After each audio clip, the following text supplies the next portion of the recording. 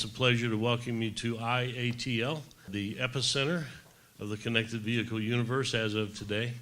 My name is Kerry Armstrong, and I'm the beneficiary of 3 or 4 positions that make this day a big day for me. First of all, I am part of Pope and Land Real Estate, which is the owner and developer of this park. And this is our first office building in the park, and we are excited to see it done in time, and very excited to have you all here for such a great event. Secondly, I have the pleasure of being the chairman of the North Fulton Community Improvement District. For those of you who do not know what those are, it is a defined geographic district within a community or within a county where all of the commercial property owners voluntarily raise their property taxes, believe it or not, and use that money to make things possible that might not otherwise be possible financially. And the North Fulton CID saw the impact and the value to our community, along with the city of Alpharetta and many other communities, and used our funding to jumpstart and kind of turbocharge the project so that every signal, and I think there are 55 within our district, has the full complement of technology that we'll be talking today, including that right up there. So it's a very exciting time from the CID's perspective. I'm also fortunate to be the chairman of the Atlanta Regional Commission, which is the regional planning agency for several important disciplines around our region. With regard to transportation, it's 20 counties in the metro Atlanta area. So to be a part of this initiative and to be a part of everything going on in the world of technology and public safety and transportation is a huge part of our portfolio, and we're very excited about that, and several of our ARC colleagues will be here throughout the day. What else do I do? That's basically it. So as you can see, I'm a little selfish. Today is a big day for me. It's probably big for a few of these other people like Brian and Bill and Winter, but who cares? It's about me. Things are good. I'm in a happy place. We want to start this by collecting all the good-looking, smart people we could find to have a panel of really esteemed experts on this general topical area and have a robust discussion amongst all of us about what's going on and what's next and how to do what we need to do. And so we're thrilled to have you all here to be a part of that. We'll have this panel discussion this morning, and it's going to be fairly freewheeling. And then later this afternoon, we'll have the official opening and ribbon cutting and all of the formalities of opening up a great place. So we're excited to be here. I'm flattered to be a part of it and grateful. And with that, I'm going to kind of clue you in on what's next. We're going to work successively down the line here. Each of our panelists will have some remarks. They have been given orders that they each have 10 minutes. There's some sort of technology that electrifies the chairs when as they get close to that deadline. But rather than take the time now to introduce each of them, I'm going to just introduce each as it is their turn, and we're just going to work our way down the line. And I will let each panelist speak as long as they want to, or as little, and use as much time as they wish to address questions. So don't be shy. We're all friends. Raise your hand if you have a question or have a comment you'd like to make. Please don't say anything that will hurt my feelings, because I'm on a roll this morning. Our first panelist is really one of the most well-known and widely respected community leaders in the entire metro region. Charlotte Nash is the chairman of the Gwinnett County Commission. Gwinnett County is the fastest growing county in the country, probably still. Who knows? Everybody brags about that now. But probably within the next 15 years, it'll be the largest county by population in the metro area. A very robust community with lots of traffic signals. Charlotte also serves on the board of the Atlanta Regional Commission with me and chairs a committee called the Transportation and Air Quality Committee, which is a very important lead committee in all of our efforts, and certainly the lead committee with everything regarding transportation. So she wears both of those hats and can fill you in from her perspective on what's going on. So I've known Charlotte for years, and she is a dear friend, but most importantly, a very, very, very valued part of metropolitan Atlanta. So without any more, Charlotte, take it away. Well, good morning. I am not a morning person, so if I'm awake, y'all got to act like you are too, okay? It is a pleasure to be here today, and I could tell you some more stories about some other things related to Kerry Armstrong, But he and I have agreed that we will keep those kinds of stories out of the discussion today. We have mutual benefits from doing that, I think. It is an exciting thing to be part of today, to know that we've got this kind of initiative going on. Only better thing would have been if it were in Gwinnett County, but it's not far from the county line. And the company that is such a big part of this, of course, has location in Suwanee, which is in Gwinnett County. I won't belabor too much information about myself or Gwinnett County, but I'm going to give you just a tad because that'll give you a taste of kind of what the perspective from which I'm talking. I went to work for Gwinnett County as a staff person in July of 1977. There are many of you in this room who were not alive at that point. I see faces around. I worked as a staff person for Gwinnett County for almost 28 years. I was county manager when I retired. Had been in that position for 9 years. Retired, went away, did a bunch of consulting work and worked with a number of private sector folks. I found out that big engineering companies have more bureaucracy than local government, as I served as a sub to some big engineering companies. So that was a tidbit that I got to live through. Having a good time in the consulting world, and as my husband puts it, I lost my mind and ran for office in 2011 and was elected commission chair. I've served in that role since then, and as a result of that, serving in other roles that some of which Carrie has shared with you. Gwinnett County is the second largest county in terms of population in the state of Georgia. We are the largest provider of local government services in the state.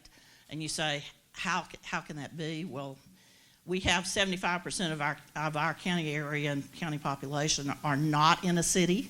So in essence, we've got what would be the largest population of the city with the largest population in our unincorporated area, if it were an incorporated city.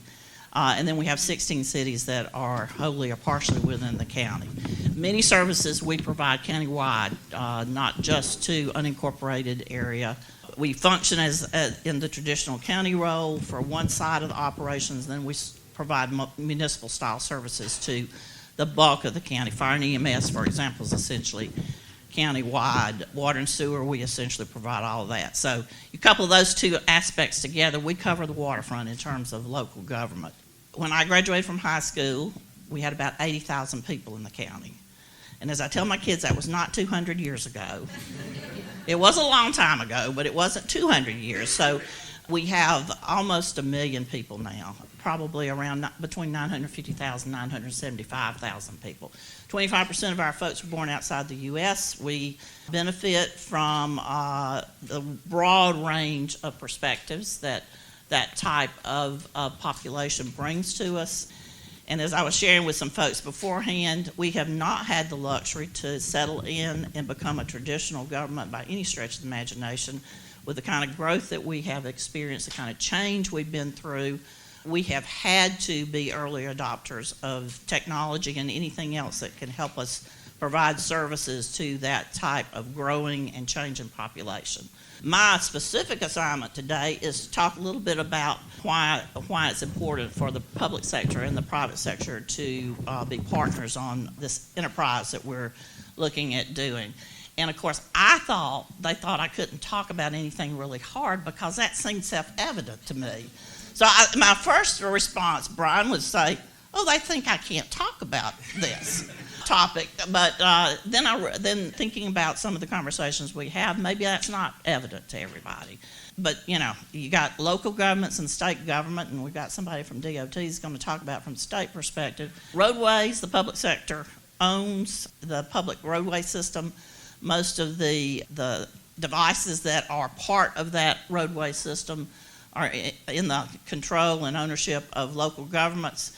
That's an important part of how we're going to apply this technology with connected vehicles. I understand, vehicles are going to talk to each other, but it's also important that they be talking with the devices that are part of that traffic control mechanism. And we will eventually get there regardless of how we go about it. But if we do it in a coordinated fashion from the beginning, it's going to make it a lot easier for everybody concerned. I don't know about y'all, but at my age, I'm all about let's figure out the way that requires the least amount of energy in the long run. Let's figure out how we can make it as easy for everybody as possible. We are in Gwinnett. We have a pilot project, or what I consider a pilot project, that runs the length of Peachtree Industrial Boulevard. That's about a 20-mile stretch of roadway. We're putting in connected technology that entire length. It starts northern Gwinnett as a 2-lane road and goes all the way down to Peachtree Corners, multi-lanes most of the way, and goes through a multitude of municipalities as it travels through Gwinnett County. That's our pilot project, but we see that only as landing on the beach, so to speak. We're planning to expand connected technology across our system. We know that there are things going on at the federal level that we hope get sorted out that will perhaps have some influence on exactly how we go about it. But we see this as having immense potential from the public sector perspective. I see some friends from the fire department here. For Gwinnett County, 75% of our fire and EMS calls are medical in nature, and that's not different across. The percentage may vary a little bit, but medical emergencies are much more prevalent than anything to do with fire and other types of emergencies, and every second is crucial with that. So if we can get a trained paramedic on site with the right sort of equipment, even 30 seconds faster, and certainly if you can shave a minute or two off of the time that they get there, then we're going to have a much better outcome for that. My folks have trained me well about that. That's one of the first aspects from our standpoint that we're really interested in this. Anything we can do to create a safer experience for the motoring public on our roadway systems. If we have any other elected officials here from a local government, road liability cases are expensive, they're ugly, and they consume a lot of time and energy because we have liability associated with the roadway system. So anything we can do to make it a safer experience not only makes it better for people in terms of their safety, but it also helps the pocketbook of the taxpayer. Running a transit system and hoping to expand that transit system here before too long considerably, anything we can do to help the transit vehicles stay on time and move more efficiently through the congestion that's part of our lives just about anywhere in the metro Atlanta area, that's an important aspect of this. And I know that each of y'all can add things to the list, but those are the things that are most important and sort of our early objectives associated with adopting connected vehicle technology. I'm excited about it, and I am looking forward to seeing how all of this plays out. And thanks to Brian and others for deciding to make this thing happen. And that's it. I left you 25 seconds. Well, actually, I used less than 5 minutes of my 10. But I did that on purpose because I knew that Charlotte would tee this up perfectly. I want to show you a couple of slides about an initiative, an aspiration, if you will, for Metro Atlanta. We came to a realization that we seemed to be a little bit stuck. Technology was advancing rapidly. There were lots of discussions and disagreements about types and styles and technologies and so forth. But the technology was there and could be used to the benefit of our citizens. And we began to think about that, and also had an understanding that the rest of the world wasn't certain that Georgia was in the game, that we were really committed to a broad range of technologies, and it was all about ultimately the benefit to our citizens. So we began something called a CV1K initiative, had to change it to CV1K Plus after a meeting with Charlotte. We realized that if we worked collaboratively and got together, we could connect 1,000 plus intersections in Metro Atlanta, from the world's busiest airport to here, the epicenter of the connected vehicle universe. And as we began to study that, we realized that we could come up with, if everybody worked together, a contiguous network of signals where every signal sequentially was the same, and we could have this technology available all across the region. And it was growable, It was future-proof. It was ready to go, and it put the discussion of what some people call the radio wars behind us. So we have all been working toward that goal, and it's coming together in bits and pieces. I know I have 3 slides. Show me another one. We had, after an initial meeting, which we called sort of a summit, where we actually handpicked a group of folks, a smaller group than probably we should have, but we had to base it on the number of chairs in the conference room. And we said, hey, can we do this? If we put together these imperatives and work together along these imperatives, could we achieve this in quick order?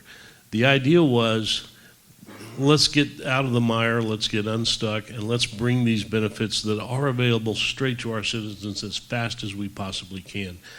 And as we began to beat that drum, we realized that so many communities and cities and counties who really control the traffic infrastructure along with the state, like Charlotte and Gwinnett County, were underway. They were trying to figure this out and had some ideas and had some things into the budget, and we just decided to gang up on it and tackle the initiative. So this initiative has been underway now for a while. The kickoff, I guess, really is right here because we were able to use some CID money to jumpstart that initiative. Have I done all my slides? How'd I do? So anyway, that's underway. A lot of the folks on the panel and others in the room have been involved in advancing this aspiration, and we're going to be successful. And Atlanta is going to demonstrate to the world, and I think has begun to demonstrate to the world, that we're serious about this when we're ready. So with that, I get the pleasure of trying to pronounce the next name. Jovan and I have spent at least 5 minutes this morning making sure I didn't mess up his last name. It's Zagayets. How about that? He was really close to being Zagajak here about half an hour ago. Jovan is with Ford Motor Company. He's the head of connected vehicle technology and certainly an important voice. Ford's place in the universe of certainly vehicles and connected vehicle technologies is extremely prominent and growing, and so we're thrilled to have him join us today. Jovan? Well, good morning, everybody. I feel really honored to be here. I'm also very fortunate to work for a company that's been around for 115 plus years, and it's been such an integral part of the history of our transportation industry. And what makes that feeling even more interesting is that there's so much excitement in this industry these days.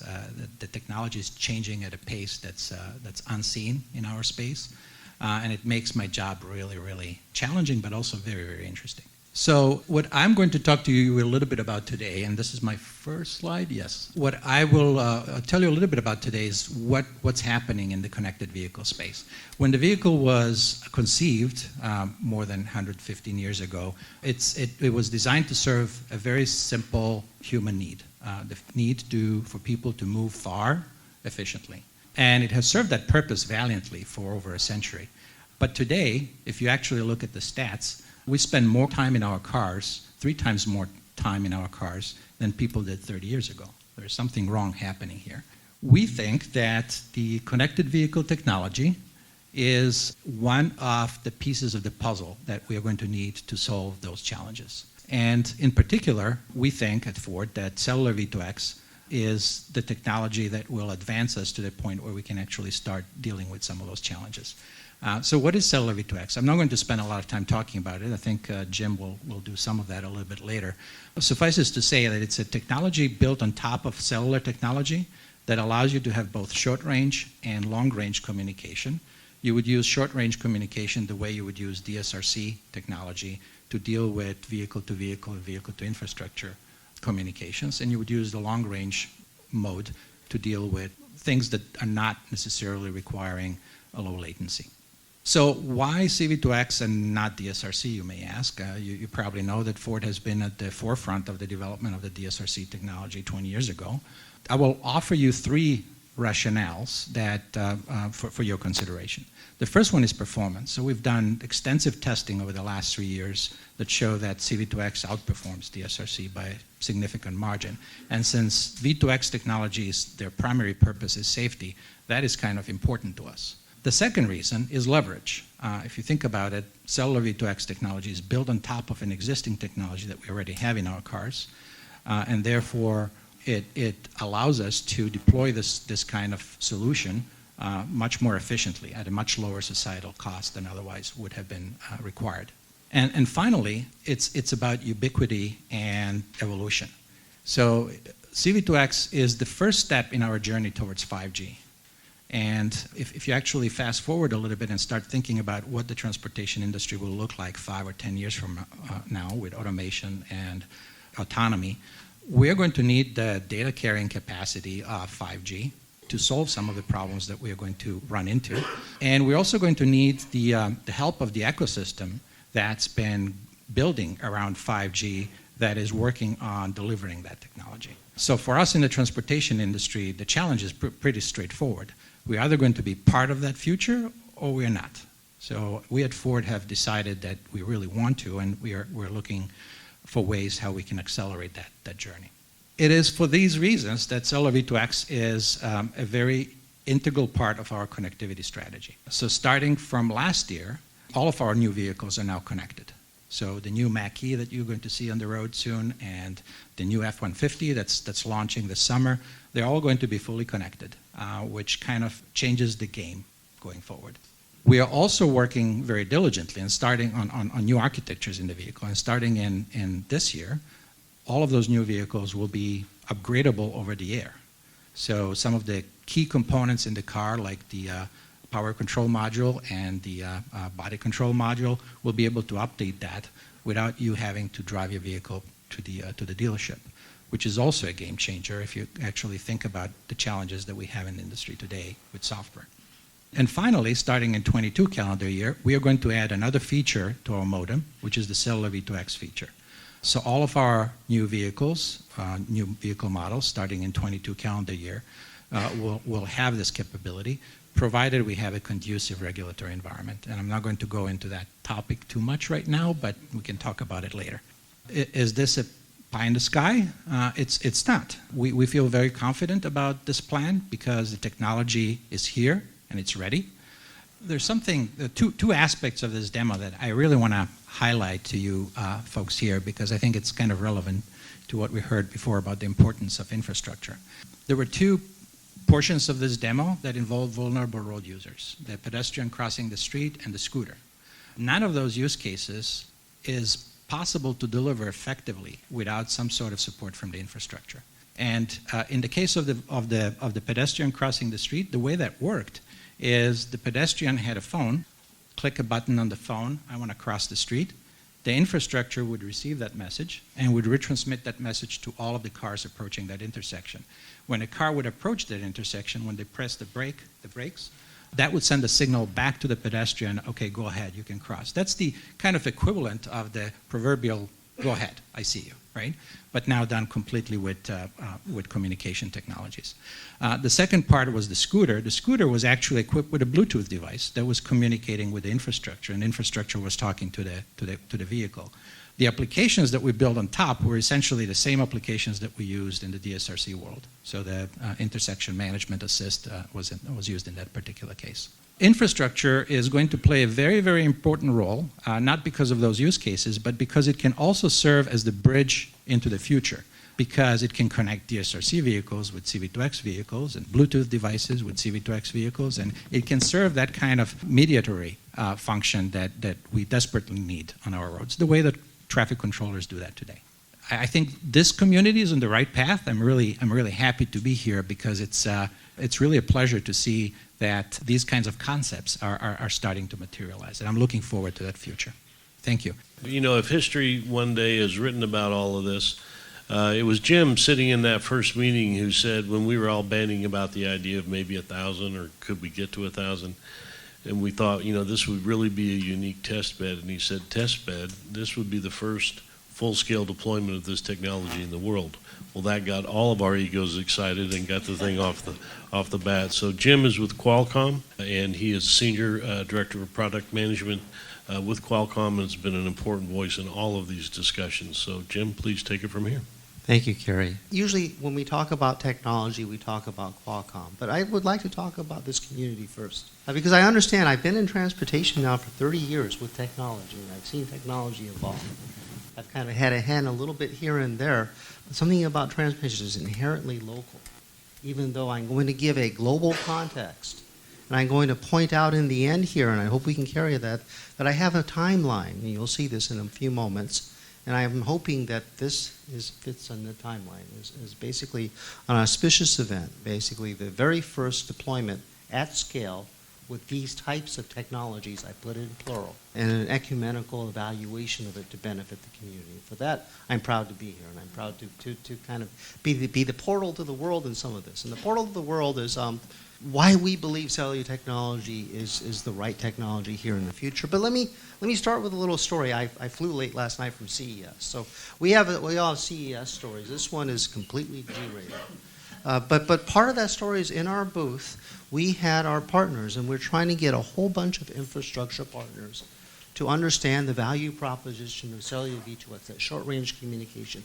Because at day one, when Ford starts to roll out, and hopefully other OEMs start to roll out, millions of cars that have CV2X that still won't talk to each other very much because it's a few million cars over a base of 300 million cars. The very first infrastructure element that's out there will be able to talk to that first car. So if it's outside the Ford dealership, get ready for Ford. I'm looking at Brian. There will be immediate utility to both the infrastructure owner-operator and the driver. So that's an important point here. So the story is that we told our infrastructure, frankly, for us, the market is cars, is not RSUs, but we wanted those RSUs to be highlighted. And we wanted dual mode RSUs to be highlighted because the current debate is which technology is better. We believe that the proof point will be what's in the cars, but the infrastructure owner-operators have to feel comfortable with the technology they've developed. So applied information was one, several others. So the story is that this larger scale deployment still has that concept. We believe that the regulatory environment will be shaped and that the market will drive us toward this, but I just wanted to say we start from a basis of a fair and objective evaluation. And I'm happy this community is doing that. So I'm going to try to bias that evaluation from here on out. Talk about cellular V2X. But so the evolution to what we call 5G NR, or new radio, is to us the key to everything. You probably watch lots of commercials. You know that you can now buy a really nice handset that has 5G. Eventually, you'll be able to basically use 5G in your car. Jovan hinted at, and I'll just say unequivocally, that this cellular V2X leads to 5G. There's a portion of it called the 5G NR. So there's an evolution that talks to the wide area network. There's an evolution of cellular V2X that is car to car. And that use case that was shown very quickly in that video, where cars negotiate with each other, you'll be able to, with the 5G NR, to have that talk to these cars join and split in a cooperative maneuver at the radio level, not at the application level. What does that mean? I don't want to turn you all into radio engineers, but it means incredibly low latency and incredibly high reliability because you don't have to do any thinking. It just happens automatically with types of inventions that will be instantiated in standards. So I am going to give you a little bit of background. I think you've seen it, but now I show you pictorially what we're talking about vehicle to everything. We talk again, when you talk, you've heard the commercial, this is not your father's Oldsmobile. This is not your father's cellular system. It is both direct communication and the communication to the cloud in one device. And that's what we mean by V to everything. And it's that one device that will be in modems in cars and someday in a working manner in your cell phone. So this is where the everything comes in. We're excited about that future, and that future will come in evolutions with 5G, assuming there's spectrum available. And hopefully in the panel discussion we'll talk about that as well. So this kind of dries point, there's a whole bunch of fancy terms in here because our tech marketing thinks everyone is a radio engineer. But the point is PC5 means direct communication. So when you hear cellular V2X, yeah, you could go to the cellular system. And by the way, it's important because it's part of the whole end-to-end solution. But there's a component of it that is a direct communication. And that's what all these fancy pictures say. So if you take the left side, direct communication, and the right side, the cellular networks that you know and love and will evolve, and you add them together, that's what we mean by cellular V2X. And there's a whole ecosystem. That's basically my job description in this slide, is to try to piece together it so that it can work in different global regions. So I'm going to talk a little bit about global regions, and whoa, a picture of the world.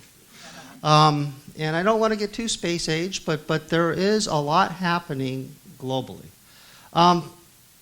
Actually, before I talk about this is an important slide that talks about spectrum, yet it doesn't. When you think about at least those of us in the 5G Automotive Association, I don't know if we were introduced, but 3 of us on this panel are on the board. This is a proposal. We didn't show a picture to FCC, but this is a proposal we gave to FCC which says we need spectrum for safety use cases. That's the cellular V2X that we talk about that you'll be able to touch and feel soon enough. But we need spectrum for advanced use cases. That's additive. That means when you take the light blue arrow and the dark blue arrow, that's a fairly big chunk of spectrum that we want. The FCC has said, well, you might be able to have some of the light blue arrow. That's pretty good. By the way, it's going to be interfered with lots of Wi-Fi. That's not good. And you won't be able to have this big blue arrow. So hopefully as we progress together in these test beds, we'll be able to prove out that you need both the light blue arrow, the safety use cases of today, and the dark blue arrow. So enough of that advertisement, but hopefully that illustrates to you in a simple way, but it's still complex, the thought process that we have with preserving the spectrum. So I have a long timeline. This is taken from slides made by people who are much more artistic than me. But I told you that, so this is just 2019. And you can see, and I'm going to have to actually stand up because I can't remember all these words on these slides. This announcement of a demo it was announced. It's still going to happen sometime this year. But there's not just Ford involved. We love Ford, but there are other brands who are involved, at least in exploring and considering the possibility of the future.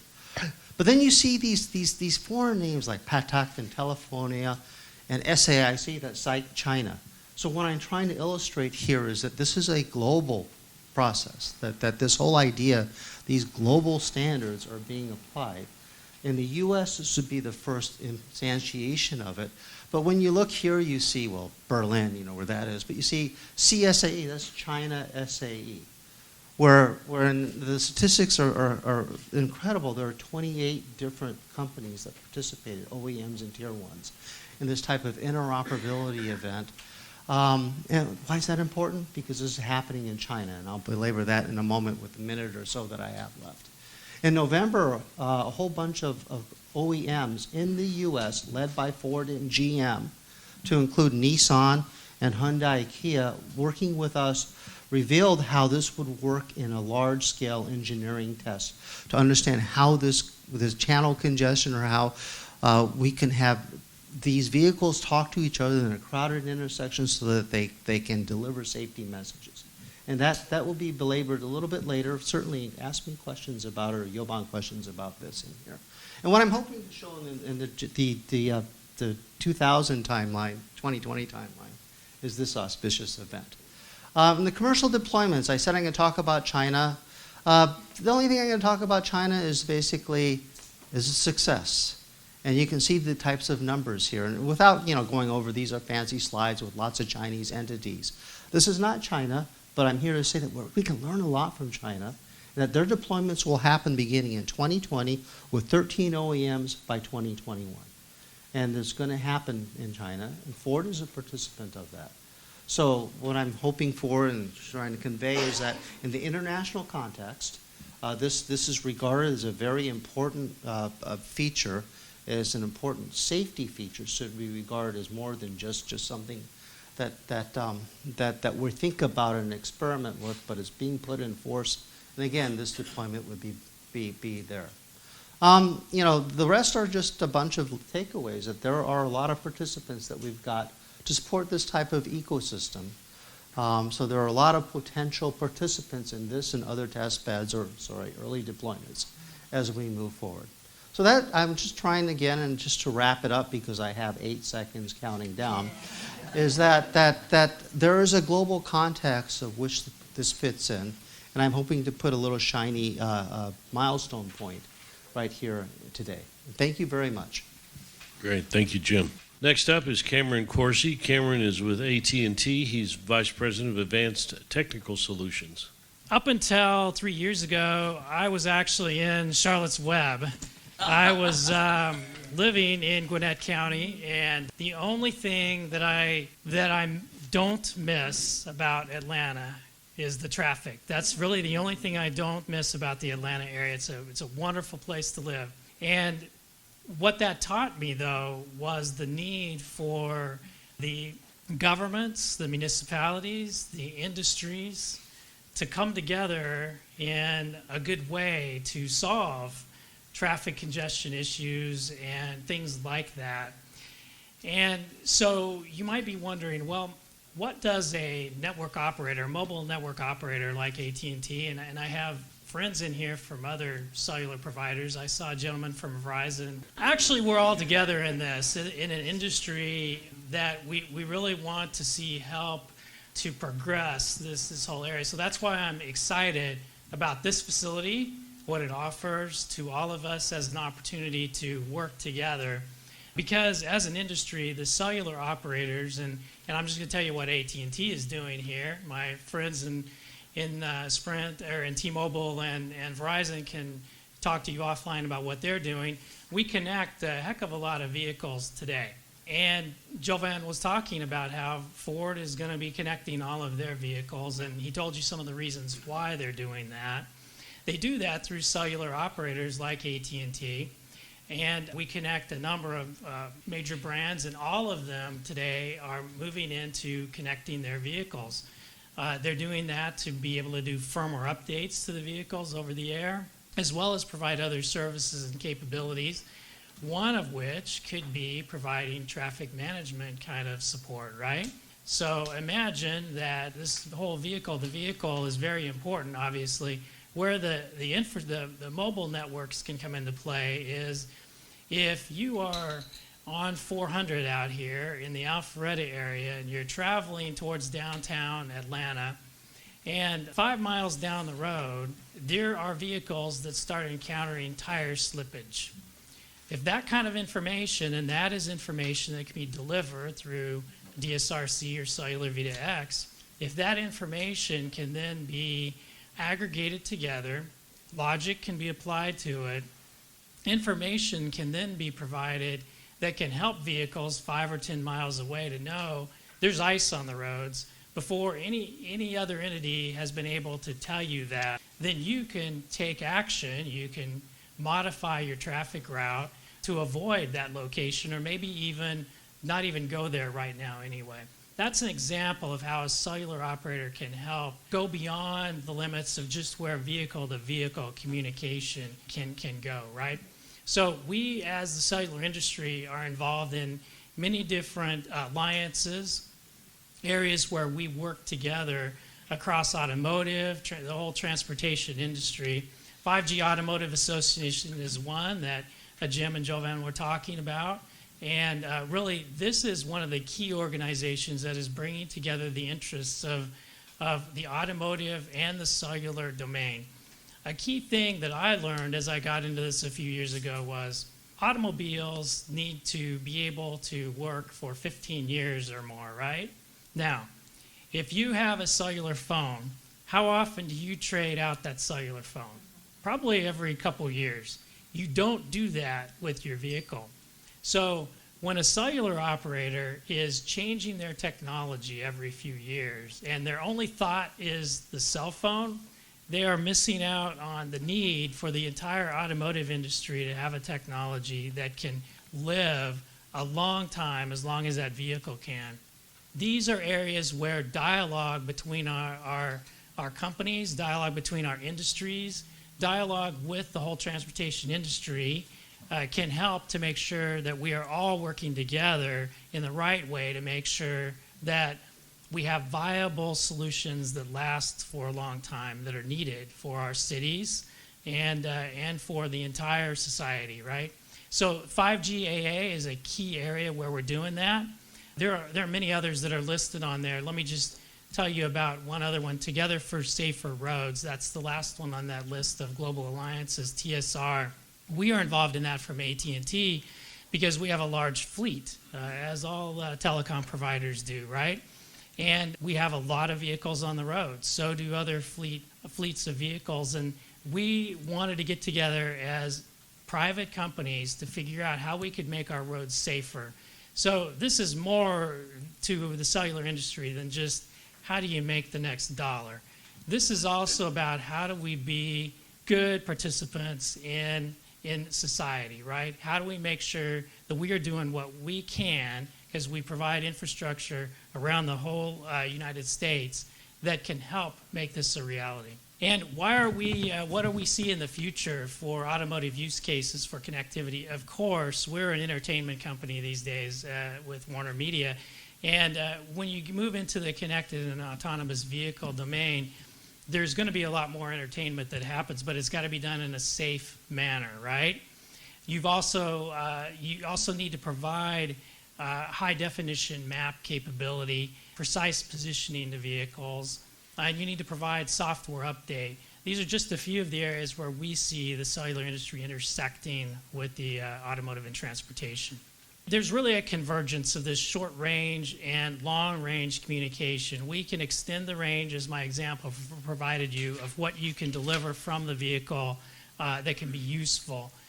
We're also, as an industry, developing edge compute capability. We're putting the Google, the AWS, the Microsoft at our network edges. All of us as operators are. We can provide round-trip latencies in the order of 20 milliseconds going forward.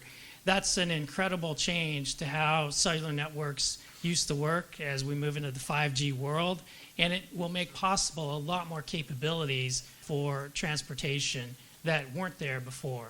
Just one other area that AT&T is working in, and our friends in other areas are probably doing similar things, and we have this, what we call an integrated small cell. We have it operational at our Drive studio in Midtown Atlanta, and we've demonstrated that it works well, where you put a small cell, a small cellular cell site, right, together with a roadside unit that does DSRC and cellular V2X, and can do that retransmission to vehicles.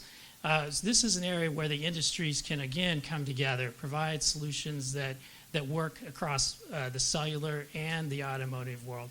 So all of these are reasons why we believe that it makes great sense to be working together and to be involved in activities like this one. Thank you very much. So with that, we're going to keep moving and get on with our panel.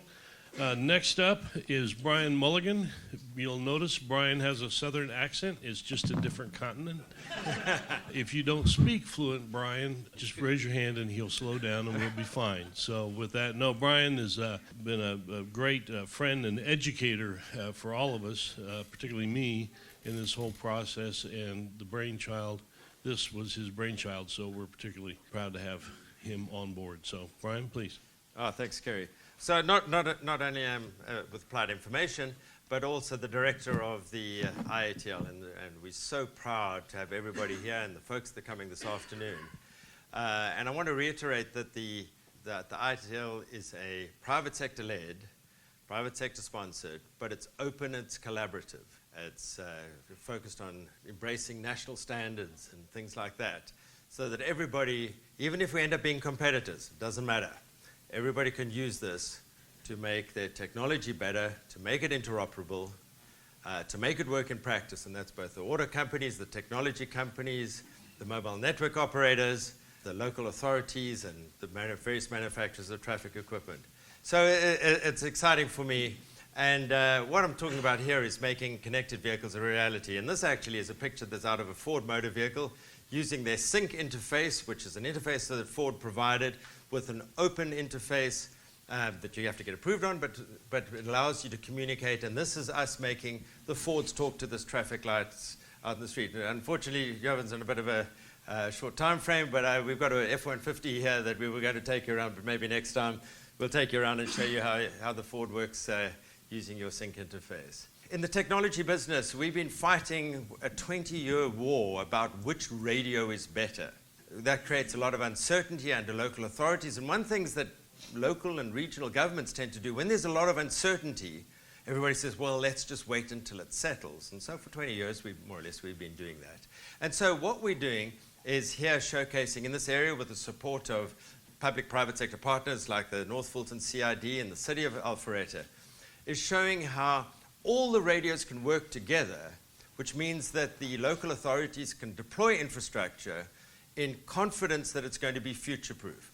So the radios, you see it for those of you guys interested in radios, our team will show you how it all works. There's some functional art on the wall that I'd like to call Sandy out for, who did a great job in making the functional art on the evolution of radios and how these radios work together. Because and it shows that the idea that radios are going to be static for another 20 years is just not the case. They evolve like everything else. And so these radios that you see talking to this intersection up at the top of the street here, they rebroadcast all messages. You can got some advantages that easy to maintain, because one of the things we did is our first set of radios we put on the top of the pole. And some of our channel partners, and in fact it was DC with Winter, she said, if it was a good idea to put the technology at the top of the pole, we would put the traffic controllers at the top of the pole. But we don't. We put them at cabinets where you can maintain them. So there's a lot of new, old stuff. The number of folks in the room are our channel partners who've got access to market to all 350,000 of the United States traffic controllers. And so this is the way what we're hopefully going to make the local authorities confident enough to deploy. So as I say, hashtag get ready for Ford. By 2022, the Ford drives out of the dealership and talks to the traffic light that's outside. Over there, software update's important. This is a picture of an installation where the radio is at the bottom of the pole. You can see it even in a picture, or you can look out the window. It's all the same, and these are radios. Antenna at the top of the pole for cellular V2X and DSRC, plus another couple of antennas at the bottom of the pole for 4G LTE and so forth, GPS. A concept which is also reinforces some of the previous comments that were discussed is this concept of safety horizon. In 1999, when we reserved the spectrum for DSRC radio, these concepts didn't exist. And the idea was that the DSRC radio and the appropriate protocols and so forth were going to have to do everything. But this illustrates that all the cars coming out have local onboard sensors and radars that do collision imminent safety. There's the medium range safety of V2V, so that all these applications can be deployed. And then, as Cameron and others talk about, the longer range safety of V2N.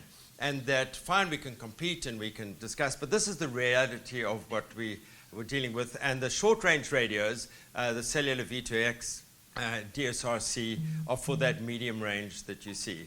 This is a picture of the functional art. I encourage you guys to go and have a look at it on the wall there. But in the transportation business, we inherently think that the radios are a static thing. You choose a radio, and you've got to have that radio for 20 years. The reality is that the mobile network operators, the cell phones, have shown us that that isn't how radios work. And this is in the 7 years since Applied Information got in the traffic business. This is the evolution of radios that just we've experienced, and how we offer a warranty that we're always going to have connectivity. Is we put them on these different modules, and we've unplugged into our distributors and channel partners will know who started with us on 2G and then on 3G, that they've unplugged those and they've put in 4G to upgrade the radios. And that's how we're able to warrant that we're always going to have connectivity, and obviously now leading to 5G. And that's why we chose to adopt cellular V2X and DSRC and Wi-Fi and 4G LTE leading to 5G. Again, the other, making these connected vehicles a reality, you see some of our technology butterflied open, so you can actually see how all these radios work together to make connected vehicles a reality. Now, we know that there's competition between states, and particularly between Georgia and Florida regarding football. And so what we want to do is we want to play our role in what we call the competitive radio business. And what we were able to do, for those of you in the trade, the FCC, the Federal Communications Commission, is making some changes to the rules about how radio works. So in order to make some of these radio works, you have to get what's called an experimental license. And so over the last day, I'm proud to announce that Georgia's experimental license was approved, and Florida's was denied. We had Florida call us yesterday and say, can you help us? Yeah, that is a big news flash, so we're doing good. Commissioner McMurray, Russell McMurray of Georgia Department of Transportation, was planning to be here. He had schedule conflict arose at the last minute. He called last week and said, I can't be there. I said, well, who are you sending? He said, I'm sending Andrew Heath. And I said, well, that's fine. We traded up. Andrew Heath is the state traffic engineer, and he'll explain to you why Russell is non-compos heris. I think that's Latin. But Andrew's been a great part of all of these discussions and extremely knowledgeable, as you might imagine, on all things technology and transportation related in our state. So, Andrew, please. Thank you, Kerry, and good morning, good afternoon, whatever it is. My title is a state traffic engineer. You talked about Atlanta traffic earlier, so if it makes you feel better, when you wake up in the morning, just curse my name, and then you can just proceed on, and hopefully you'll feel a little bit better. But Commissioner McMurray sends his apologies. He is actually right now meeting with the Secretary of Transportation and her Chief of Staff, talking about a number of issues, but one of those is connected vehicles itself. So he is up in D.C. right now talking about this very thing. So he's been a great advocate for Georgia in the connected vehicle space. Georgia DOT's goal, when you talk about emerging technology, including connected vehicles, is very simple. We want to be the national leader in the deployment of emerging technologies across the country, right? Either connected, automated, or any other emerging technology that's going to make our transportation system work better for our citizens. We understand the mobility and safety benefits that can be realized through this technology. I think many of you have seen the studies that have produced by NHTSA and other organizations talking about 90% crash reduction in entirety, right? You talk about the future of the insurance industry and what's going to happen there. Why are we not doing everything we can to realize a 90% reduction in crashes, to save lives immediately, to improve mobility across the region and across the state? So we want to capitalize on that and be the first in line to realize those benefits. So in that line, a little bit about our connected vehicle program history.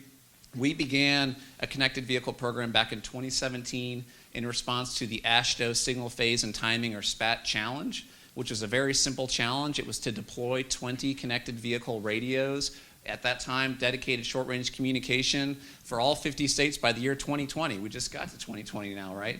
And that challenge feels like a lifetime ago, to be honest. Us being overachievers, we decided we won't do 20, we'll do 54.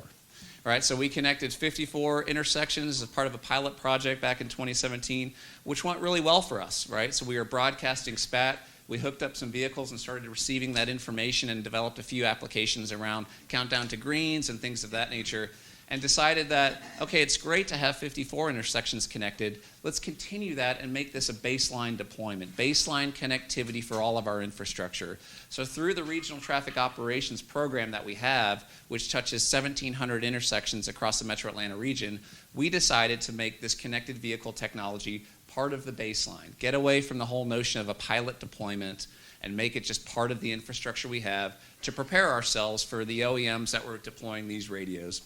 And we have continued that deployment over the past couple of years. We are now upwards of over 300 locations that are broadcasting signal phase and timing. And we are fortunate enough to receive a $2.5 million grant from US DOT last year to help accelerate that program. Just last year as well, we entered into a three-way partnership with Panasonic and a philanthropic entity many of you probably know called the Ray to install 6 roadside units broadcasting through CV2X along 18 miles of rural interstate. And that was very important for us because, one, it got our feet wet in CV2X communication, but two, it's a rural interstate. Everything we've been talking about today, most of what we've been talking about, has been connecting signals and looking at urban areas or metropolitan areas. This is a deployment on a rural interstate, and our goal with that project is to start demonstrating crash alerts, weather alerts, and queue alerts in a rural setting. Right? This technology can provide those benefits not just here in Metro Atlanta, but in rural applications as well, and we want to demonstrate that through this project. And stay tuned for additional announcements from the department. We have a transportation showcase in the coming weeks that I hope a lot of you have received your invitation to, and we encourage you to be there. The governor will be speaking at that event and making additional announcements on what GDOT is doing from a connected vehicle perspective. Folks have hinted at this, but I do want to very quickly touch on the regulatory environment through the FCC. We are very concerned about the recent announcement by the FCC to unlicense 45 megahertz of the current 75 megahertz that is allocated for transportation safety. We have written letters to the Secretary of Transportation, to our congressional delegation, and we are developing our position statement now to give to the FCC as that potential rulemaking comes out, and we encourage all of you to do the same. It's our understanding that testing was underway through both USDOT and the FCC to understand the sufficiency of the existing 75 megahertz system when it comes to deploying and proliferating connected vehicle technology. We feel like that testing needs to be played out before you take action for reallocation of the spectrum, and particularly unlicensing 45 megahertz of the existing 75 megahertz spectrum. So that is concerning to us. But to sum up, we are very pleased as Georgia DOT to be part of the transportation technology industry within Georgia. We do think we are very quickly, if not already, becoming the national leader in emerging technologies. As the infrastructure owner-operator in the state, we want to continue to expand our partnerships in coordinating with what's going on from a regulatory position with the federal government, but also partnering with our local governments, with OEMs, and with the technology sector, all of you here in this room, so that we can get this technology in place, get it deployed, and start realizing those benefits as quickly as possible. I think this type of investment, this facility here, shows a commitment within the state of Georgia to be that national leader, and it's very encouraging to see this. So thank you for having us here. Again, as GDOT, we want to take advantage of the potential safety and mobility benefits first. We want to be at the front of the line. So thank you very much. Thank you, Andrew. Thanks for being here. Next up is an individual who's very accomplished, in addition to having a really cool first name. Kerry Lord is here. He's program manager of Renew Atlanta, and he's going to talk to us about what's going on with the heart of the region. So, Kerry, please. Yeah, thank you. I'm here in place for Josh Rowan. He's the new Atlanta DOT commissioner, and so I'm his mini-me today. My role, I'm the program manager for the city's Renew Atlanta Bond and T-SPLOST program, which started like in 2016. And a big part of that at the beginning was to do a smart corridor in the city that would show technologies that can improve transportation, improve safety, and just make the road work much better. The charge was to not just account for cars, but for pedestrians, bicyclists, and now scooters, which has a significant presence in the city of Atlanta. So, at the city, they did an RFI, a request for information, to the technology world. And what's really cool is that there were some very interesting responses from the autonomous manufacturers, software companies, and even from a crazy company called Applied Information in Temple, which was, if you would have read it like I did the first time, you would have said, well, this is what I did say. No way, y'all can't do this. Show me. And so that happened.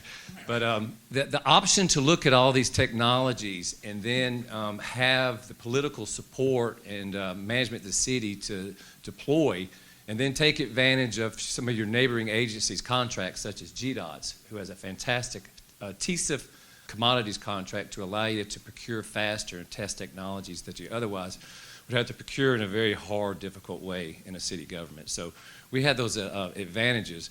The situation there was the previous mayor had a direct charge to staff to be the first one to deploy 20 intersections DSRC by 2020. Be the first one in the state. And then also test other technologies that you can deem worthy for other city deployment throughout. And so that was exciting. You don't get that option every now and then as a traffic engineer, so I was flattered to do that. Now, in the very beginning, I want to give my friend Arcadis over here a plug or two, but they were the visionaries. They're a partner on the team. They kind of started this before we did the RFI so we could make some requests of what we wanted. And then we did North Avenue. I had the luxury of being the project manager for that. And North Avenue is half of it's a state route and the other half is a city route.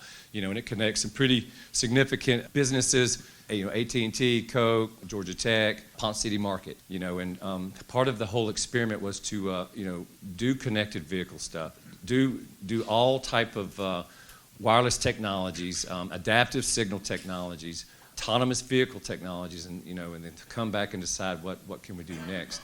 Regarding autonomous technology there, there's a real user case there for Ponce City Market, and they're sending like 300 people a day from Ponce City Market to North Avenue MARTA Station. Probably a lot of you are familiar with the Beltline, which is a huge success story.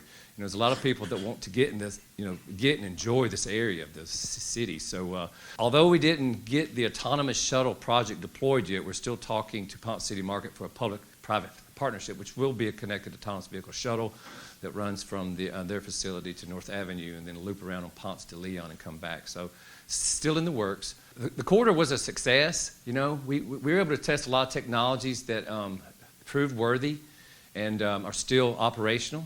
Honestly, there's a few that didn't work, you know, and we chose not to seek out further whatsoever. The emergency vehicle preemption on the corridor is pretty fantastic. You know, I don't want to low grade that, but like in the city, you know, there's so many cars, you know, and when you hear a fire truck, you don't know where it's coming from. And then there's this car sitting everywhere in front. So the whole thing there is we got to flush these cars out of the way. And so I've experienced it on many occasions, and it's a different type of preemption than I've seen elsewhere. I used to work for a suburban county. It's just a different story in the urban environment than it is in the suburban environment for sure. So, you know, what's next steps for the city in regards to smart corridor as well? We need to get transit on board. You know, there's a lot of talks with MARTA. There's a road called Camden Road, which is the highest transit used corridor in the city, which is second on the list. It's already got transit priority on there, emergency vehicle preemption. It has travel safely and some other technologies. So it's, you know, it's next on the list. We're working strongly with MARTA to help transit work better, for sure. Fire chief most definitely wants emergency vehicle preemption at every signal in the city.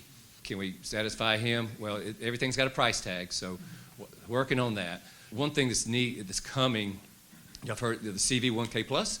So in order to connect North Atlanta to South Atlanta and the airport and stuff, the city of Atlanta has about 135-ish signals that they will be a part of this CV1K Plus effort, doing CV to X, DSRC.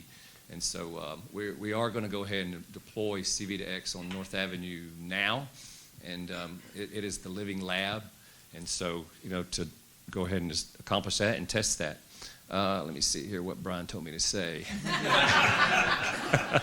The city looks forward to be, you know, every jurisdiction wants to be a leader, you know, try to be the first one, demonstrate this and stuff like that, you know, and, you know, it does seem like a friendly competition sometimes, but, you know, at the end of the day, can you do better with your transportation system through technology that costs less than full rehabilitation? You know, and many agencies have experimented with this, and you know, I think the answer is yes. There's a lot of things you can do. You know, reality is Atlanta's not going to widen any roads at all. To be frank, they're doing complete streets. They're taking lanes away like crazy. And so, you know, the solution at the end of the day has to be, you know, not just for the cars, you know, the pedestrians, it's a big deal, bicyclists. If y'all have ever had to deal with the Atlanta Bicycle Coalition, they will tear you apart. Yeah, and so, and then the scooter company, the scooters. Now, when a fatality occurs, scooter, ped, bike, I mean, it's a big deal for an agency. You know, it's a whirlwind of activities about why did this happen, what can you do to make it never happen again, and give me a response right now to speak to these other groups. And so we just had one last weekend, Camden Road, the pedestrian ran. So certainly my bosses are wanting to do an array of things that, you know, detect pedestrians, make all the signals turn red, you know, do some things that you can't really do, but I know there's technology that we can help improve safety for all the mobility, not just for cars. So that's all I got. Thank you very much. So great to be here. Thank you, Terry. Next up is Shaylin Bott. He's the CEO of ITS America. Shaylin, thank you for being here. Yeah, thank you. Just want to say I appreciate the invitation to be here. I used to be the Secretary of Transportation in Colorado and in Delaware. And for the 10 years that I was a leader at that place, I used to say, you know, the point of a DOT is to do two things, to save lives and to make people's lives better. I think that technology is the best tool in our toolbox to make that happen. And I agree, most jurisdictions are not talking about widening roads or adding capacity because it's just not feasible. You're not going to widen 75 or 85 or any of these places, particularly in metro areas. Or in Denver, we're not going to widen the highway. But I just want to elevate the conversation from a national perspective to the why are we doing this, right? So ITS America, we say, you know, it's an association of companies, so Ford, Qualcomm, Verizon, Econolite, all these groups, public sector agencies, Georgia, City of LA, Las Vegas, transit agencies, and research institutions all around how do you create a better world that is safer, greener, and smarter. So on the safety piece, in my 20 years in transportation, we always talk about towards zero deaths, right? Vision zero towards zero deaths. When I became the director in Colorado, there were 484 deaths on Colorado roadways. When I left 3.5 years later, we were up to 714. So it was a 10% increase year over year. So on the one hand, we're saying let's get towards zero deaths, and every year we're going up by 10%. In the time we take today to do this event, there'll be 100 other fatalities. I don't want to be that Debbie Downer guy, but the reality is, and for me it's very personal, when I became the director or the secretary in Delaware, I was like, send me an email every time there's a fatality on the system. And so I remember all of these incidents, and NHTSA believes that 80 to 90% of crashes can be avoided through connected vehicle technology. So those of us, and Doug here mentioned earlier that we're all a bunch of geeks, right? We're geeks who are responsible for this system. And so shame on us if we're not doing everything in our power, and I really congratulate the leaders in this room. And I don't use the word leader lightly.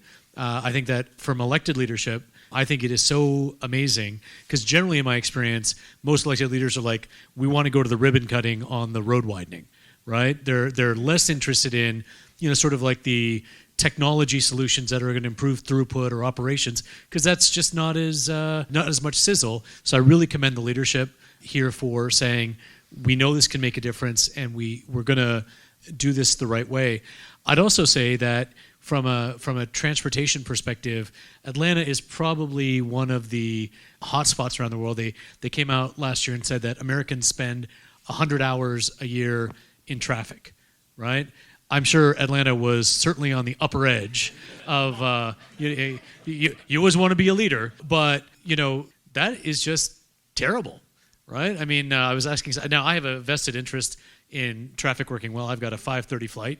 So if we can preempt some of those signals today, let's just kick this off with a bang and we'll work that out. But that represents time. It's an aggregate amount of time, but that is literally minutes that we're not home with family or doing the things that we want to do. And so we often will do these like multi-billion-dollar widenings of roadways and things, and people are like, what's the net? Well, we're going to get you home 3 minutes faster. And to the average taxpayer, that doesn't really resonate that well, but you aggregate that over time, and that really creates a big difference. And then lastly, I would just say the other big thing that is coming through now more and more is this concept of sustainability. If cars aren't sitting in traffic and idling in traffic, they're not putting off emissions, and that is just a positive benefit. But then there's a secondary piece here. Over 50% of traffic congestion comes from secondary crashes. From non-recurring incidents. So it's crashes on the roadway that also beget secondary crashes. And so if we can get vehicles to talk to each other and prevent crashes on the front end, it unlocks a lot of the gridlock that is keeping the system at bay. So for the last part of my presentation, I just want to say this is great, and I love the fact that when we went from the SPAT challenge of 20 signals, the fact that I think it's 1,000 signals to be connected, what an amazing step. And it's so important to get that message to the FCC, the Federal Communications Commission right now, because we use a lot of data in transportation. So anytime you're going to make a transportation investment, you have to do a cost-benefit analysis, right? So you get a lot of crashes. Do we put up a signal? Do we put up a grade-separated interchange? And I got to make the investment decision that is based on money. The FCC right now is taking this action of saying we're going to unlicense 45 megahertz in the absence of data.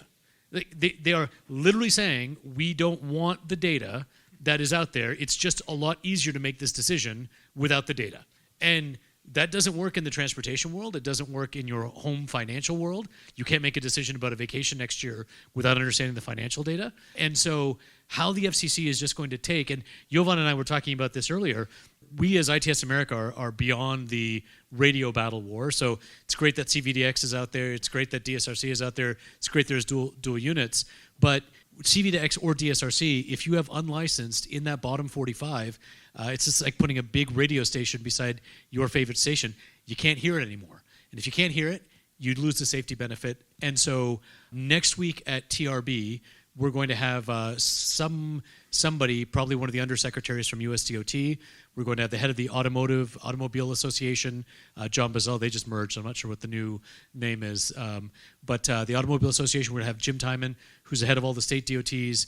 We're going to have some first responders there. We're going to have Mothers Against Drunk Driving. And it's all around driving the message home to the FCC of we're finally on the cusp. The automobile manufacturers are there, states, cities, transit agencies. We've got the deployments. Now is not the time to pull back the safety spectrum. And so the most important thing, I know we have some elected officials here, is for the FCC to hear it from you, for elected officials to hear it from you, to say, hey, I just did a quick Google search before I got in here, and I always Google like car crashes in the city that I'm in.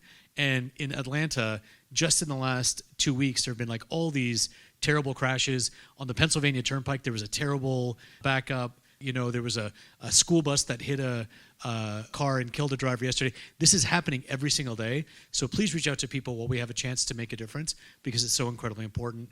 And thank you again for the leadership in deploying this. Thank you. Thank you, Shannon. Next up is Mike Dudgeon. Mike is the policy advisor for Lieutenant Governor Duncan. And Mike was at our first meeting when we tried to figure out if there were any fatal flaws here. And Mike brings tremendous expertise from so many angles to this discussion. First of all, he's an experienced legislator, and he knows how all that works. He's a policy advisor to our Lieutenant Governor. He's a technology geek, and he lives in this area. He was the perfect guy to be a sounding board and a guidance and advisor and a soothsayer at times. So, Mike, we appreciate all you've done, and especially thank you for being here today. Well, thank you, Kerry. Appreciate it. Glad to be here on behalf of Lieutenant Governor Duncan, who will be here at 2 o'clock for the grand opening and have his own words. And I'll say a few repeats from him, but mostly be different. So in order to get started about why this is important to Lieutenant Governor, I want to rewind 30 years to 1990, which blows my mind now, when I was a young Georgia Tech electrical engineering graduate working at Windward Parkway, which is a couple exits north from here. I remember looking around, there's this 4-lane road. I'm a 22, 23-year-old kid, and there's nothing there. There's a couple little office buildings, and I'm like, what moron built this Windward Parkway thing, and there's nothing here? And being young and naive and understanding the value of being forward-thinking, realizing that at the time that Alpharetta up here has been a very forward-thinking municipality and government, investing in that, and then fiber optic and other technology, which has allowed the technology ecosystem, which did eventually develop here, to come here to Alpharetta, and this being such a successful economic development place here in Georgia. And I make that point is because it's so hard to get the public sector to think ahead. All the inertia, all the rewards, if you work in the government, all your rewards are usually to kind of stay in your lane and to be safe and to choose a safe option that no one's going to ever criticize me that I went out on a limb. And so that is always, the incentive systems is always good to see when people are going out beyond that. And Andrew mentioned our DOT here has done a great job by doing things like being a very early adopter of somebody trying to go after the connected vehicle with the DRC and taking it to the next level. And that's not something a lot of governments do. And Lieutenant Governor Duncan, when he campaigned for this job, which he's had for a year now, talked about Georgia being the technology capital of the East Coast. And if you're going to do that, that's not something that comes from a bill or law or a press conference. That's actually a massive public-private partnership and really a goal for doing a lot of different things. And it's involved vision. And the important thing about this entire project is there's a vision of a future that we're not there yet. We're not there where we have connected vehicles where we can talk and things like that. No different than 10 years ago, people couldn't visualize how a smartphone revolutionized their life. So when I met this crazy South African guy about a year ago, Brian, and he's actually essentially a neighbor up in Forsyth County, and saw his thing, I immediately clicked because I was an embedded systems engineer. I worked on 900 megahertz radios, firmware and hardware back in the 90s for a company around here called LXE. So he was talking about language as a double E nerd, but also as a policy guy, I immediately jumped in and said, aha, this is a perfect example of something. If we can break through some of the government inertia and break through some of the natural barriers, that we can jump out ahead of things. And what I found is that we had a great partnership already forming. The city of Marietta was already had in Connect Intersections. Alpharetta had an RFP out. Kerry and the Atlanta Regional Commission were on board. North Fulton CID. you already had a bunch of local people. And so we worked at the state. We had a meeting with the governor, meeting with the lieutenant governor, and decided that this was an area where the state really wanted to try to grease the wheels in order to make this thing happen as soon as possible. And Kerry's done a really good job of sort of leading the informal coalition onto the government side. But inherently, and Brian at this point, this is inherently going to be a private sector win. And, I was talking to the gentleman from Ford coming up here and with Qualcomm, we're just trying to create the ecosystem and get the rules and get a little bit of incentives and turn everybody loose and let everybody win. This is an example. I firmly believe that 10 years from now, when people are totally used to their cars talking to each other and talking to the intersection and getting that kind of data, they'll wonder why they didn't have it before. And we are right there on the cusp of getting this started, and that's when a lot of things, the government will screw it up and let it splat all over the floor. Hence, our FCC is probably accidentally maybe trying to splat this in its cradle as we're about to get started. So I concur. We're going to write letters from the state capitol and try to use our political influence on that as well, because technology adoption curves, everyone knows them, they start very slow for years and years, and they get to an inflection point and they zoom up. And I believe we're right at the inflection point on traffic safety radio, and that's exactly the wrong time, to do that. So we don't want to be doing that. I'll make my Brian list here as well to make sure I don't miss anything. One thing is also important to understand, and Andrew made this point in the technology space, and the Lieutenant Governor makes this point as well, is that you're not going to solve traffic problems by just paving the world. One, that's too expensive, and two, it just doesn't work over the long term. And really, technology-based solutions are the way to do a real force multiplier in making this stuff happen. So when we got into the legislature, we made sure that sworn into office, Lieutenant Governor, made sure we put some money in the budget to help the DOT do researchy type things. I tease my transportation friends because they're mostly civil engineers. And a civil engineer is the least risk-averse engineering profession that there is. You over-design your bridge and your road by 3x. If any bridge ever falls down, it's like the massive story forever. I'm a technology EE software guy. We fail all the time, and we're proud of it. We put our failure hat on, and we roll on down the road. And I'm not saying I want to fail, but you have to be inherently, if you're doing technology, you have to be willing to take more risk, and you have to be willing to understand the technology is going to move. Brian made this point.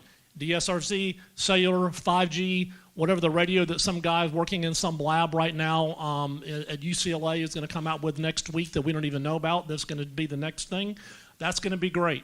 The idea is you just got to keep the train moving, and I'm really excited that we've got this momentum. I remember talking to Brian and Kerry several months ago about opening this lab and doing all of this, and I said, well, let's do it the week before the legislature starts so the Lieutenant Governor can be here, and we are the Friday before the legislature starts on Monday. So anyway, glad to be here. Like I said, the Lieutenant Governor will be here shortly, and this is a perfect example of where the private sector can take a lead, but the government can come in and help, and everybody wins, because our citizens don't understand that they're winning here today, but they are winning here today. They're just going to take a little while to get it. So thank you. Thank you, Mike. Next up, Patrick Hughes. Patrick's with the National Electrical Manufacturers Association. He's Vice President of Operations. We welcome you, Patrick, please. Yeah, thank you for having me. I am with an organization called the National Electrical Manufacturers Association, NEMA. Many of the engineers in the room probably know NEMA enclosures. That's one of our over 700 standards that we have. We cover a range of electrical products at NEMA. We represent the manufacturers of electric vehicle charging stations, lighting, utility equipment, and of course traffic signaling infrastructure. And that's what Brian asked me to talk about today, was the role of standards in facilitating connected vehicles and the private sector leading on developing these standards. So to give you a quick overview, some of our traffic signaling standards, we have them on traffic controller assemblies, dynamic message signs, portable traffic signal systems, cybersecurity, which is obviously increasingly important as the system is more connected. And then we're working on two new ones, NEMA TS9 and TS10. And TS10 is what I'll get into in a few minutes. TS9 on advanced traffic performance measures, and then TS10 on connected vehicle infrastructure, roadside equipment, really focused on roadside units. So standards, speaking generally, are the essential enabler of a safe and connected transportation system. They facilitate interoperability, and they're the platform by which vehicles can talk to infrastructure, other vehicles, pedestrians, and really facilitate everything that we've heard here today that a connected transportation system can do. And ultimately, they help reduce the unacceptably high number of roadway deaths that we're seeing each year. In addition to NEMA writing our own standards, of course, we also participate with the Department of Transportation and others on the National Transportation Communications for Intelligent Transportation System Protocol, NTCIP standards, and the Advanced Transportation Controller, ATC standards. NEMA TS10. Let me focus on this for the rest of my remarks, because this is an exciting new standard that we are almost finished with. So NEMA members are manufacturers, as well as state and local authorities who purchase roadside equipment, have a major stake in the deployment of these roadway safety technologies.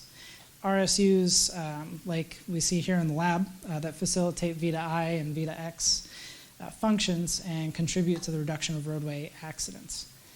Smart roadside infrastructure will be the primary enabler of connected vehicles.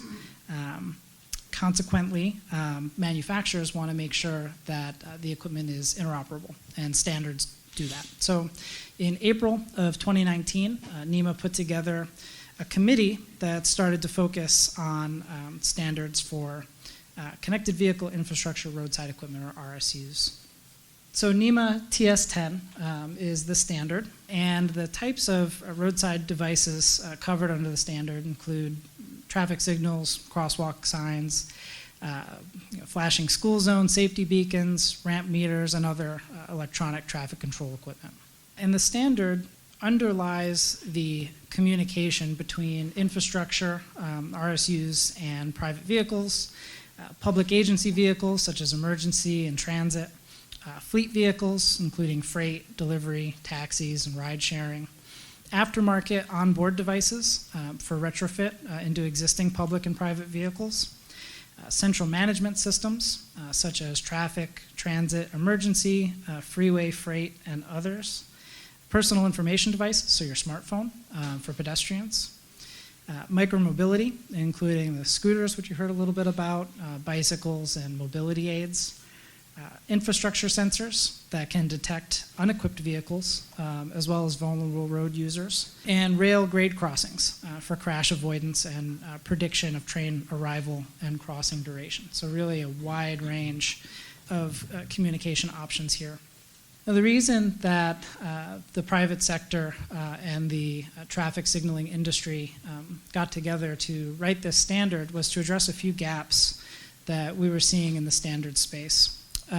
So number one, creating a procurement standard for roadside units that could meet specialized individual user needs, including options for transportation agencies to tailor procurement specifications unique to that area, as well as standardizing a minimum set of messages with a uniform interpretation for safety applications, again, harmonizing and standardizing.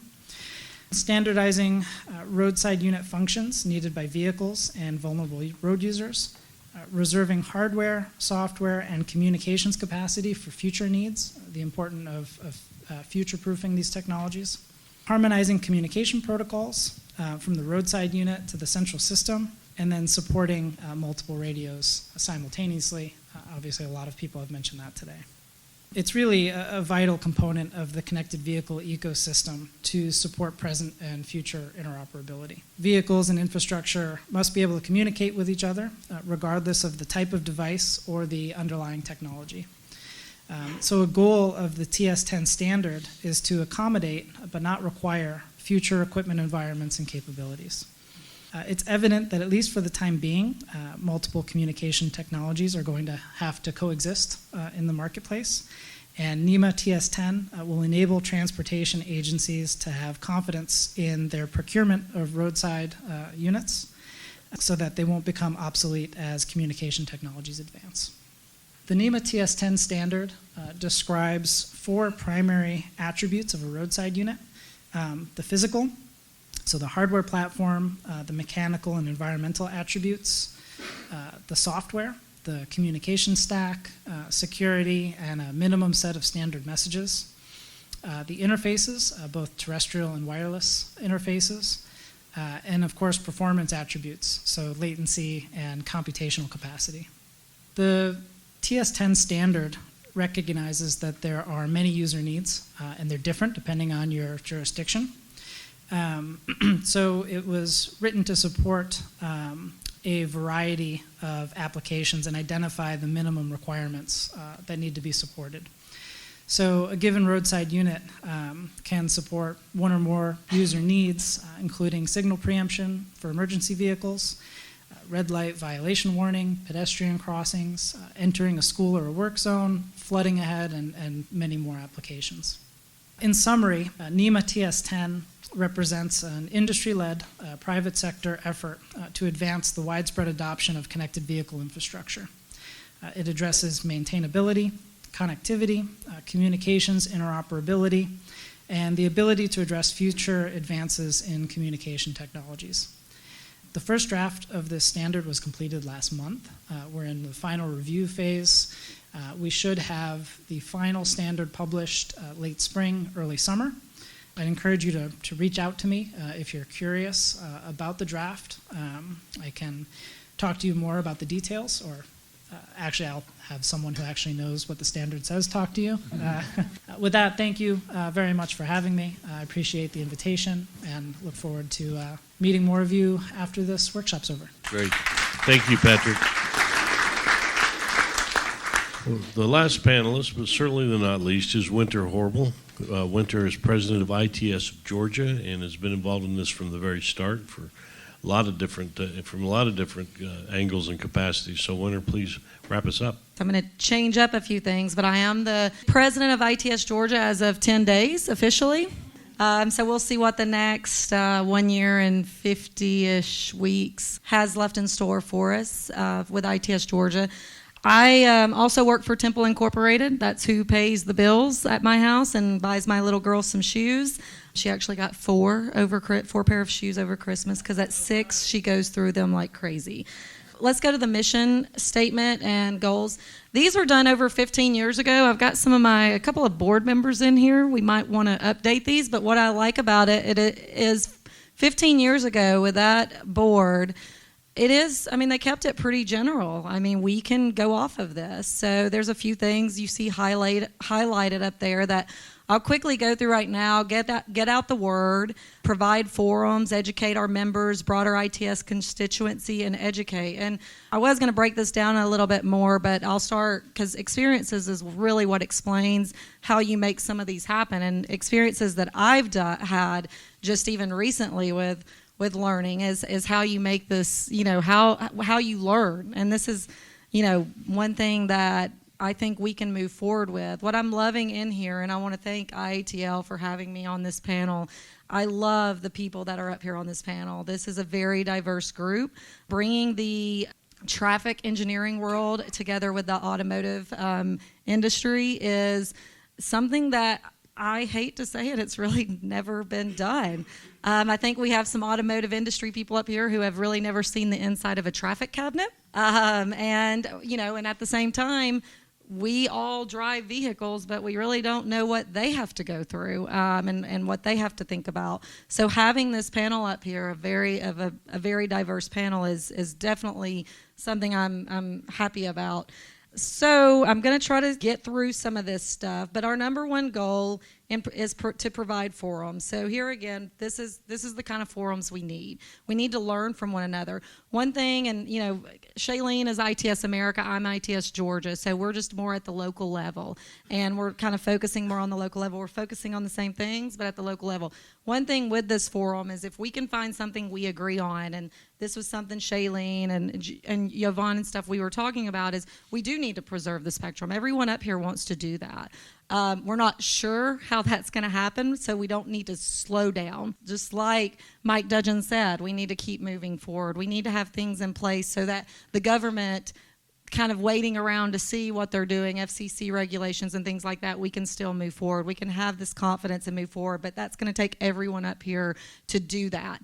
And again, we may not agree with everything each other says, but if we have that same goal in mind and we can all work together to reach that goal, that's what's going to help us get there and make safety a priority. I mean, we've thrown stats up there, but guys, one stat that kind of comes to my mind that puts things into perspective is on our roadways here in the States, we have a 747 go down every single day.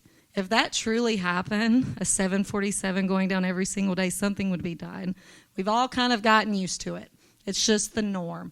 You know, we've got this Vision Zero in our head, and yes, we're supposed to do that, but then you have situations where it's growing at 10%. We have to work together to work on that. So with forums, we've got to do that. Second part, educating our members. We have over 100 organization companies who are members of ITS Georgia. Most of you in this room are a member of ITS Georgia, and I thank you so much. And I thank you for what you bring to the table with ITS Georgia. We have a lot of volunteers. Like I said, we have board members. I am a volunteer. And we love to have people, definitely helping us with making that happen. We want to provide these forums for these members to share information and use cases. We want a way for competitors to come together and feel safe working on solutions. One aspect, I used to be in the consulting world for almost 10 years. I've now been a product provider, if you want to say. I don't like to use the vendor word because I know people kind of stop listening to me when I say that word. But I'm a product provider and a solutions provider, just like consultants, just like GDOT. They provide solutions. So we're all in here on that same way. One thing where I got to on this side of things, because I've almost been on this side of it for 10 years, thank you, Temple, for having me for almost 10 years, is I got to work on what Kerry talked about, the Renew Atlanta Smart Corridor, North Avenue Smart Corridor. What was different about that on this side of things, I was used to it on the consultant side of things, but it was a request for information. Kerry chose many different product providers, technology product providers, and we all actually had to work together. That is on this side of things. On the consultant side, you sometimes are teaming together and you're sometimes competing with one another. On the product side, the manufacturing side, a lot of times you're just competing with one another and you're trying to take it all. It was such an awesome program that I got to work on 2 years ago, 2.5, 3 years ago now is when the RFI went out this month or last month. So it's been 3 years ago where what I think made that successful is we had an outcomes-based contract. They told us what they wanted from us, what we were selected for, and we had a date. We had a ribbon cutting just like today. That date was not moving because the mayor was going to be there, and that was the only time on his calendar that he could make that date. We had a hurricane come through that Monday, and the ribbon cutting, I think, was on Thursday. And it was boots on the ground. We had signal mast arms turned. I mean, we had all kinds of things. But we made that work. As a group of typical competitors, we made that work. And what I hope is that this forum here, this iATL, this lab, allows people who normally would only be competing with one another to come together and find solutions to save lives. So I really do hope, I think that's kind of some of the vision here in this iATL laboratory. It is for that, and I do hope that is something we can all work to do. The next thing is the value of workshops. One thing I want to talk about too is as ITS Georgia, and like I said, I have some board members in here. We are trying to get different people. Right now, we have some public sector, local government, state governments, cities, counties, CIDs, even here and there. We have on our private sector side, we have the consultants, we have the manufacturers, distributors who are a part of ITS Georgia as members. I would love to see the automotive industry. We're working on trying to get some of the local automotive industry, the communications industry side, even the fire side, fire, police, the road users. The one thing we did last year at ITS Georgia is we actually had a panel of road users, because one thing as engineers, we sometimes forget you have to ask the road user what they're actually wanting. And we just assume as an engineer we know what they want. So we had a fire chief up there and all that, and we get to hear that. And one thing that they put into perspective as an engineer is they're like, well, we save 60 seconds. with preemption, with a preemption system. And I said, okay, well, that's great. What's 60 seconds as a traffic engineer? Well, hold your breath, Winter, for 60 seconds. This is Chief Jackie Gibbs over there. Hold your breath, Winter, for 60 seconds, because that's the person who's waiting on me on the other side. I don't think I can hold my breath for 60 seconds. So those are things that we've got to put into perspective what the actual road users are seeing so that we can make their life better. And it's not just from congestion side, it's from safety side, it's from many different aspects. And as engineers, unfortunately, we have to take all of that and try to make it work. And so I do think we need to be a little bit more open as to bringing in automotive industry companies, telecommunication industry, getting them in there so that we can listen to them and all work together to make that happen. Educating our policymakers is one of those on there. We are working a little bit more on that. Thanks, Andrew Heath, for GDOT allowing us to be a part of this Innovation Day that they're doing. That is a focus on the legislative group, and we get to actually explain to them, be there. We're sponsoring that as ITS Georgia to basically talk to them about what we're doing, how we can educate them. I also want to shout out to Kate over here with ITE. We do work with other organizations. We have the Time Task Force also that we work with. That's more a little bit on the safety side. So that's where I see ITS Georgia being able to help with this connected vehicle, move it forward, get other people involved, set up forums, have it being open, allowing people to come and educate us. So those are the things that we can all work together, bring in a bunch of different people. And last but not least, I don't want to leave this off. ITS Georgia is also looking forward to partnering with the 5GAA. They will be coming to Atlanta on Thursday, July 3rd. Well, they'll be here for the week, but they are opening it up on Thursday, July 30th. What they have requested is that we have at least 100 infrastructure owner-operators at this event on, and again, I will say it, July 30th of this year.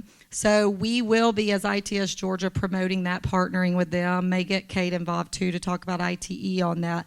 I would like to provide them with 200, to be honest with you, but they want to be able to speak with people. So that's going to be my goal, is get 200 people in there. And, one thing I want to leave us with is I would love for us not to wait until then, because if we leave here today and only communicate about every 6 months, then unfortunately we have wasted our time. I think I would like to suggest some exchanging of cards, emails, what have you, so that we can all keep this open forum going, so that we can preserve our spectrum. We can utilize, get radios out in the field, get the infrastructure ready, do day one applications, so that we can start having connected vehicles today, save lives, while preparing for Ford and other automotive companies to come in and provide us with safer automobiles and such. Brian, do you want to wrap this up, or do you want me to? Just the power of collaboration. And one of the things that's quite interesting, and I'm just so humbled and proud of the group that's assembled here and everybody sharing their time, because this isn't organized by some organization. I like to call this a group of friends.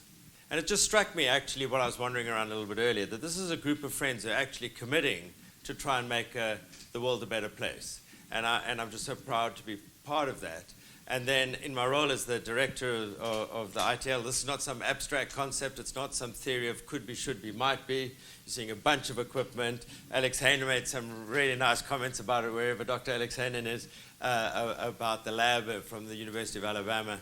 And then it struck me, Mike, that when we were talking earlier about the FCC, and we're all talking about putting it in our individual comments, which we're going to do for organizations and NEMA and so forth.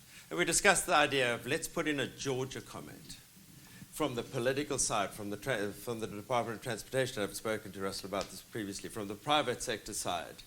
And that can say, hey guys, this is a community that's trying to make the world a better place. Leave our spectrum alone. I'm not sure I want to follow that. Well, first of all, this is a fabulous panel, and this place is all about collaboration from all the different perspectives and disciplines, and I can't think of a better group of perspectives and panelists than these to be the first up kickoff for this important, powerful, robust place for collaboration. So please help me thank our panelists.